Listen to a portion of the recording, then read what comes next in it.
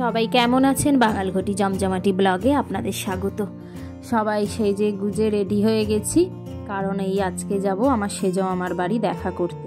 এই প্রত্যেকবারেই যে আসি আমাদের লাস্ট প্রোগ্রাম থাকে ওই সেজো মামার বাড়ি যাওয়া নিয়ে, মানে ওই লাস্ট সেজো মামার বাড়ির থেকে ঘুরে আসি, তারপরে পুরো বাড়িতে থেকে মানে আর কোথাও তারপরে যাই না, একদম আমাদের ব্যাঙ্গালোর ফিরে যাই। এইবারেও তাই, এই জন্য এই আর দুদিন পরেই আমরা চলে যাব।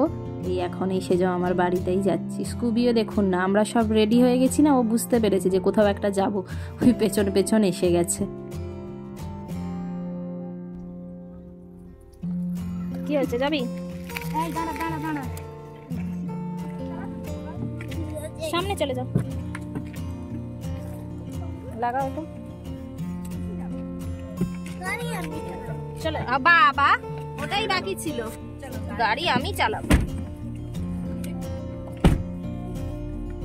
চলো এসো। হ্যাঁ,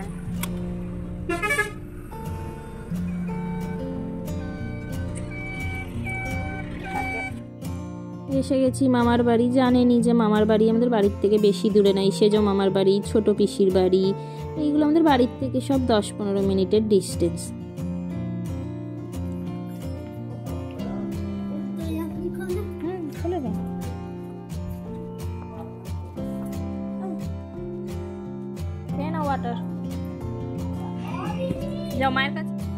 এসে এমন গল্পে মেতে গেছিলাম, আর ব্লগ করা হয়নি।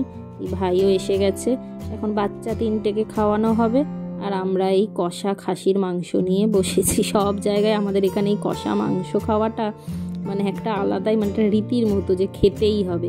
আর এই রিঙ্কুদি, বুলবুল, এইদের সাথে মানে আগের বারেও যখন এসেছিলাম রিঙ্কুদির সাথে দেখা হয়নি, রিঙ্কুদি ছিল না, তো বুলবুলের সাথে দেখা হয়েছিল। তো এইবারে এসে অনেক দিন পর রিঙ্কুদির সাথেও দেখা হয়েছে, ওই জন্য মানে ঝুড়ি ঝুড়ি গল্প একদম 3জনের। এখানে মাইমা হচ্ছে যে ওকে খাওয়াচ্ছে পুচকেকে, আমি এই যে ছেলেকে খাওয়াচ্ছি।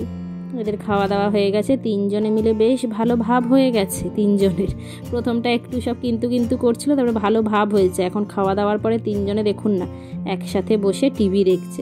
এরা টিভি দেখুক, আমরা যাই, আমরা গিয়ে আমাদের খাবারটা সেরে আসি।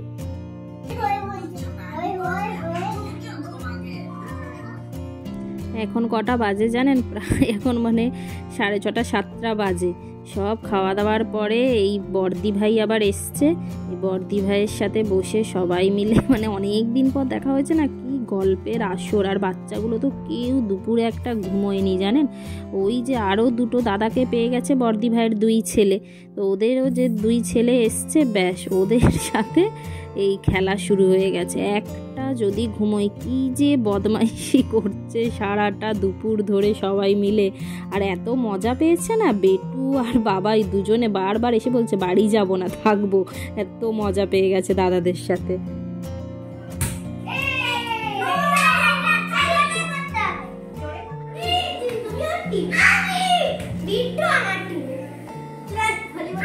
এখানে বাচ্চা পার্টির খেলা চলছে, আর এখানে সব মা মাসি, ওই যে আমার বর্দি ভাই মাসির পাশে বসে আছে, আর এটা তো বুলবুল চেনেনি। এইখানে এদের সবার গল্প চলছে। সবাই মিলে একসাথে থাকলে সময়গুলো যেন কি তাড়াতাড়ি চলে যায়, বোঝাই যায় না।